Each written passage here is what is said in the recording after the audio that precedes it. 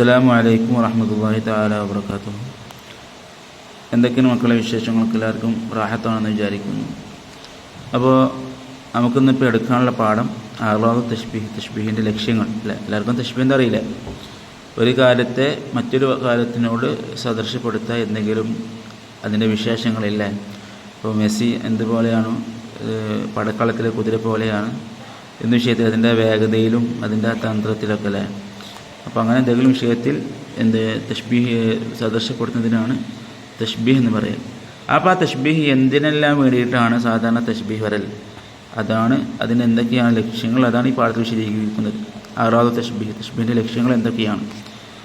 അപ്പോൾ ഒരു 5-6 ലക്ഷ്യങ്ങൾ, കുറേ ലക്ഷ്യങ്ങളുണ്ട്, അതിൽ ഒരു 5-6 ലക്ഷ്യങ്ങളാണ് ഈ പാഠത്തിൽ വിശദീകരിക്കുന്നത്.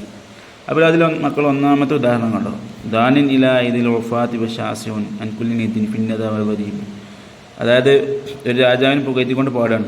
അദ്ദേഹത്തിൻ്റെ കൈ എന്താണ്? ദാനിൻ ഇലാ ഇതിൽ വഫാത്തി, പാവപ്പെട്ടവരിലേക്ക് അദ്ദേഹത്തിൻ്റെ കൈ വളരെ അടുത്തതാണ്. പക്ഷേ വശാസിഉൻ അൻ കുല്ലി നിദിൻ ഫിന്നദ വദീബ്, അദ്ദേഹത്തിൻ്റെ സമപ്രായക്കാരോട് മറ്റു ധർമ്മത്തിൻ്റെ വിഷയത്തിൽ എന്താണ്? അദ്ദേഹം അകന്നവനുമാണ്. ഇപ്പോൾ ഇതിലിപ്പോൾ 2 സിഫത്ത്. ആരെ പോലെ? കൽ ബദരി അഫ്റത്ത് ഫിൽ ഉലൂവി വളൂഹു, ചന്ദ്രനെ പോലെ. ചന്ദ്രൻ്റെ ഉയർച്ച എന്താണ്? വളരെ ദൂരത്താണ്, ആകാശത്തല്ല ചന്ദ്രൻ, വളരെ ഉന്നതിയിലാണ് ചന്ദ്രനുള്ളത്. പക്ഷേ അതിൻ്റെ പ്രകാശം ലിൽ ഉസ്ബതി സാരീന ജിദ്ദുൻ കരീബു, വയ്യാത്രക്കാർക്ക് എന്താണ്? വളരെ അടുത്തതുമാണ്. അപ്പോൾ 2 പൊതുവെ നമ്മൾ പറയൽ മുത്തലാദ്ദീനിയായ 2 വൈരുദ്ധ്യമായ, പരസ്പരം വൈരുദ്ധ്യമായ കാര്യങ്ങൾ ഒരിക്കലും എന്താകില്ല, ഒരുമിച്ച് കൂടില്ല. ഇപ്പോൾ ഒരാൾ ബ്ലാക്കുമാണ്, ഒരാൾ വൈറ്റുമാണ്, അയാളിനെ വൈറ്റുമാണ് പറയാൻ പറ്റില്ലല്ലോ. ഒരേ സാധനം വൈറ്റും ബ്ലാക്കും ആവുമോ? ഇല്ല, ഒന്നെങ്കിൽ വൈറ്റ് അല്ലെങ്കിൽ ബ്ലാക്ക്. പക്ഷെ അങ്ങനെ ഉണ്ടാവില്ല. പക്ഷേ അങ്ങനെ സാധ്യമാണ് എന്ന് വിശദീകരിക്കാൻ വേണ്ടിയിട്ട് എന്ത് വരും? തശ്ബീഹ് വരും. അപ്പോൾ ഇതിൽ അയാളെന്താണ്? പാവപ്പെട്ടവർക്ക് ഏറ്റവും അടുത്തവനും എന്നാൽ മറ്റുള്ളവർക്ക് എന്താണ്? വളരെ വിദൂരത്തുള്ളവനുമാണ് എന്ന്, നദയുടെ വിഷയത്തിൽ വിദൂരത്തുള്ളവനുമാണ് എന്നുള്ള 2 കാര്യം, ആ 2 മുത്തലാദ്ദീനിയായ കാര്യങ്ങൾ എന്താണ്? ഈ മുഷബ്ബഹിൽ സാധ്യമാണ് എന്നറിയിക്കാൻ വേണ്ടിയിട്ടാണ് ഇവിടെ തശ്ബീഹ് കൊണ്ടുവന്നത്. അല്ലേ, ചന്ദ്രനെ പോലെ. ചന്ദ്രൻ എന്താണ്? നോക്കുമ്പോൾ വളരെ ദൂരത്താണ്, ആകാശത്താണ്, പക്ഷേ പ്രകാശത്തിൻ്റെ വിഷയത്തിലാണ് എല്ലാവരിലേക്കും അടുത്തതുമാണ്. അല്ലേ, അപ്പോൾ അങ്ങനെ മുഷബ്ബഹിൽ കാര്യം എന്താണ്? സാധ്യമാണ് എന്നറിയിക്കാൻ വേണ്ടിയിട്ട് തശ്ബീഹ് വരും. 2ാമത്തെ ലക്ഷ്യമാണ് ആ കവിതയിൽ കണ്ടില്ലേ, അന്നേക ഷംസുൻ വൽ മുലൂക്കു കവാക്കിബു, നിങ്ങൾ സൂര്യനെ പോലെയാണ്, ബാക്കി ആളുകാരാണ്, മറ്റു നക്ഷത്രങ്ങളുമാണ്. ആ സൂര്യൻ ഉദിച്ചാൽ ബാക്കി നക്ഷത്രങ്ങൾ എന്താകില്ല, വെളിവാകൂല. അവിടുത്തെ ലക്ഷ്യം എന്ന് വെച്ചാൽ അയാളുടെ അവസ്ഥ വിശദീകരിക്കലാണ്.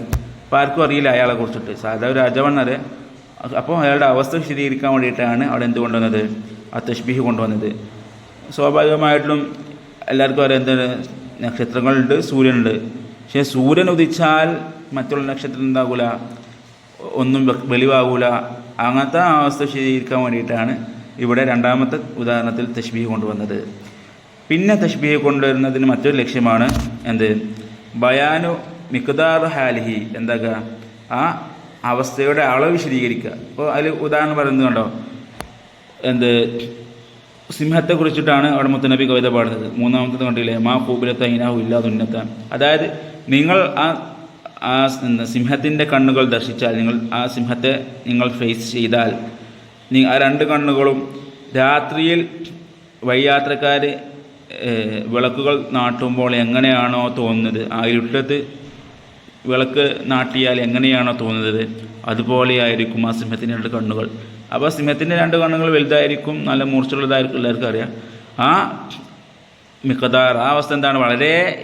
വളരെ പേടിപ്പെടുത്തുന്നതാണ് എന്നുള്ളത് ശരിയിരിക്കാൻ വേണ്ടിയിട്ടാണ് അവിടെ തശ്ബീഹ് കൊണ്ടുവന്നിട്ടുള്ളത്. അപ്പോൾ മിഖ്ദാറു ഹാലി, ആ അവസ്ഥയുടെ തോതിനെ എന്താക്കാൻ വേണ്ടിയിട്ട്, വ്യക്തമാക്കാൻ വേണ്ടിയിട്ട്, വളരെ മൂർച്ചയുള്ളതാണ് എന്ന് വ്യക്തമാക്കാൻ വേണ്ടിയിട്ടാണ് അവിടെ തശ്ബീഹ് കൊണ്ടുവന്നത്. അടുത്ത തശ്ബീഹിൻ്റെ ലക്ഷ്യമാണ് തക്രീറു ഹാലിഹി, ഒരു മുഷബ്ബഹിൻ്റെ അവസ്ഥ എന്താക്കുക? ഉറപ്പിച്ച് തരിക, സ്ഥിരപ്പെടുത്തി കൊടുക്കുക. അതായത് ഒരു മുഷബ്ബഹ് കൊണ്ടുവന്നാൽ, തശ്ബീഹ് കൊണ്ടുവന്നാൽ ആ തശ്ബീഹിന് പൂർണ്ണമായ രീതിയിൽ സ്ഥിരപ്പെടുത്തി കൊടുക്കുക, സ്ഥാപിച്ചു കൊടുക്കുക. അതിന് വേണ്ടിയിട്ട് എന്ത് വരും? തശ്ബീഹ് വരും. അതിനുള്ള ഉദാഹരണമാണ് ആ ഖുർആനകത്ത്, അല്ലാഹു തആല അല്ലാതെ മറ്റുള്ള ദൈവങ്ങളോട് ആരാധിക്കുന്നവർ ആരെ പോലെയാണ്? ഒരു തടാകത്തിൽ നിന്നും തൻ്റെ കയ്യിൻ്റെ പുറംഭാഗം കൊണ്ട്, നമ്മൾ ഉൾക്കൈ കൊണ്ട് വെള്ളം എടുത്താലേ നമ്മൾ കയ്യിൽ വെള്ളം കിട്ടുകയുള്ളൂ. അപ്പോൾ അതിൻ്റെ കൈയിൻ്റെ പുറംഭാഗം കൊണ്ട് വെള്ളം കോരിയെടുക്കുന്നതിനെ പോലെയാകുന്നു അല്ലാഹു അല്ലാതെ മറ്റുള്ളവരോട് ആരാധിക്കുന്നവൻ. സ്വാഭാവികമായിട്ടും പുറം കൈ കൊണ്ട് വെള്ളം എടുത്ത് എന്താക്കില്ല, ഒരിക്കലും നമ്മൾ വായിലേക്ക് വെള്ളം കിട്ടൂല. അതേപോലെയാണ് അല്ലാത്തവരോട് ആരാധിച്ചാൽ എന്താക്കില്ല, അവനക്ക് ഒരിക്കലും ദുആക്ക് ഉത്തരം കിട്ടുകയില്ല. അപ്പം അവൻ്റെ ആ അവസ്ഥയെ ഒരു ഉദാഹരണം കൊണ്ട് എന്താക്കുകയാണ് അവിടെ വിശദീകരിക്കുകയാണ്. അതാണ് എന്ത് മറ്റൊരു ലക്ഷ്യം, തക്രീർ ഹാലിഹി എന്നുള്ളത്.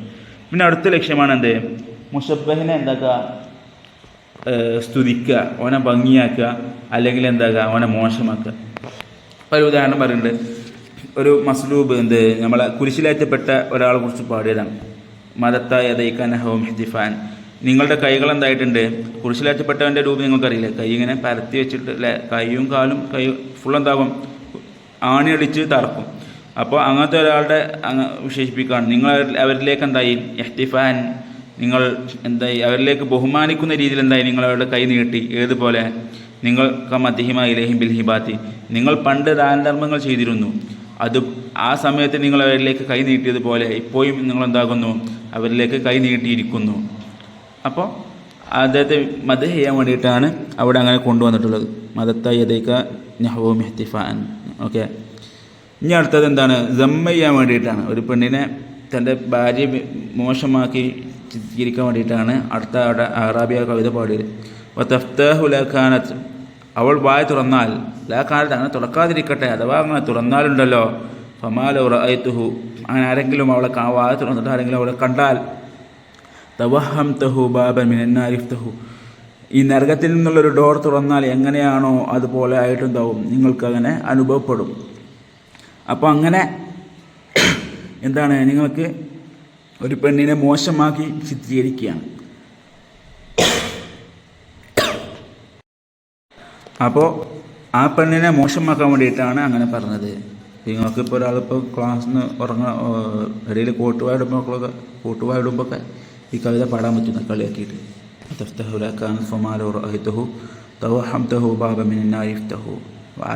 വായ തുറന്നത് കണ്ടാൽ തന്നെ നരകത്തിൻ്റെ ഡോർ തുറന്നത് പോലെ ആയിട്ട് നിങ്ങൾക്ക് അനുഭവപ്പെടും. ഇവിടെ മോശമാക്കാൻ വേണ്ടിയിട്ടാണ് ഇവിടെ തശ്ബീഹ് കൊണ്ടുവന്നിട്ടുള്ളത്. അങ്ങനെ 5-6ഓളം ലക്ഷ്യങ്ങൾക്ക് വേണ്ടിയിട്ടാണ് മൊത്തത്തിൽ തശ്ബീഹ് സാധാരണ ഉണ്ടാവാറ്. ബയാൻ ഇംകാൻ മുഷബ്ബഹ്, അതായത് ഒരു വിചിത്രമായ കാര്യം, അംറുൻ മുസ്താറബായൊരു കാര്യം മുഷബ്ബഹിലേക്ക് ചേർത്ത് പെടുമ്പോൾ അതെന്താകും, ലാ തസൂലു ഒറാബത്തു ഇല്ലാ ബിദിക്രി ഷബീഹിലോ, അങ്ങനത്തെ ഒരു മറ്റൊരു തശ്ബീഹ് കൊണ്ടുവന്നാലേ ആ ഒറാബത്ത് നീങ്ങുകയുള്ളൂ. അവ ഒറാബത്ത് നീങ്ങാൻ വേണ്ടിയിട്ട് തശ്ബീഹ് കൊണ്ടുവരും. ഇപ്പോൾ മുത്തലാദീനിയായ 2 കാര്യങ്ങൾ ഒരിക്കലും ഒരുമിച്ച് കൂടൂല. അതാണ് ഒറാബത്ത് എന്നുള്ളത്. മുത്തലാദീനിയായ കാര്യങ്ങൾ ഒരുമിച്ച് കൂടുക എന്നുള്ളത്. ഒറാബത്ത് നീങ്ങാൻ പറ്റും എന്നുള്ളതിനെ തശ്ബീഹാക്കിയിട്ടാണ് നമ്മൾ ചന്ദ്രനെ കൊണ്ടുവന്നത്. ചന്ദ്രൻ എന്താണ്, ഭയങ്കര ദൂരത്താണെങ്കിലും പ്രകാശത്തിൻ്റെ വിഷയത്തിൽ എന്താണ്, ഭയങ്കര അടുത്തതാണ്. അപ്പോൾ അതേപോലെ അങ്ങനത്തെ ഒരു കാര്യം എന്താണ്, മുഷബ്ബഹിൽ മുംകിനാണ്. മുഷബ്ബഹായ ആ രാജാവിൻ്റെ ശാലല്ലേ, രാജാവിൻ്റെ ദാനം പാവപ്പെട്ടവർക്ക് വളരെ അടുത്തതും മറ്റുള്ളവർക്ക് വിദൂരത്തുമാണ് എന്നുള്ള മുഷബ്ബഹ് എന്താണ്, ഇംകാനാണ് എന്നുള്ളത് വ്യക്തമാക്കാൻ വേണ്ടിയിട്ടാണ് ഒന്നാമത്തെ തശ്ബീഹ് കൊണ്ടുവന്നത്. രണ്ടാമത്തെ തശ്ബീഹിൽ മുഷബ്ബഹ് എന്താണ്, ആ മഅറൂഫല്ല, അറിയപ്പെട്ടതല്ല.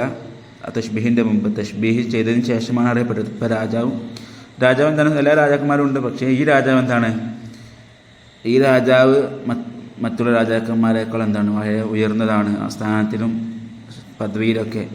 അയാളുടെ അവസ്ഥ വിശദീകരിക്കാൻ വേണ്ടിയിട്ടാണ് അവിടെ തശ്ബീഹ് കൊണ്ടുവന്നത്. മൂന്നാമത് ബയാനി മിഖ്ദാറു ഹാലിഹി, അതായത് ആ അവസ്ഥ എല്ലാവർക്കും അറിയാം എന്ത്, സിംഹത്തിൻ്റെ കണ്ണുകൾ എന്താണ്, ചുവന്നതാണ് എല്ലാവർക്കും അറിയാം.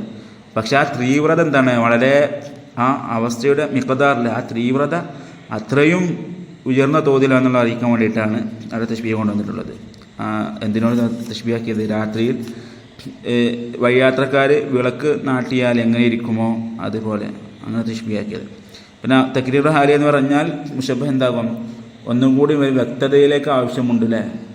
എന്താണ്, അല്ലാത്തവരോട് ആരാധിച്ചാൽ എങ്ങനെയായിരിക്കും എന്നുള്ളത് കൃത്യമായിട്ട് വിശദീകരിക്കാൻ വേണ്ടിയിട്ടാണ് അവിടെ ഒരു ഉദാഹരണം കൂടി കൊണ്ടുവന്നത്. ആരെപ്പോലെയാണ്, കൈ മലർത്തിക്കൊണ്ട് വെള്ളമെടുത്തതിനെ പോലെയാണ് എന്നുള്ളത് വിശദീകരിക്കാൻ വേണ്ടിയിട്ടാണ് ആ തക്രീർ ഹാലിഹി എന്ന് പറഞ്ഞാൽ.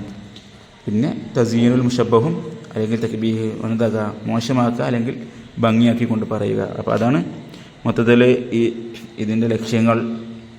അപ്പോൾ ക്ലാസ് മനസ്സിലായിട്ടുണ്ടാകുമെന്ന് വിചാരിക്കുന്നു. എന്തെങ്കിലും സംശയമുണ്ടെങ്കിൽ എന്നെ പേഴ്സണലായിട്ട് ബന്ധപ്പെട്ടാൽ മതി.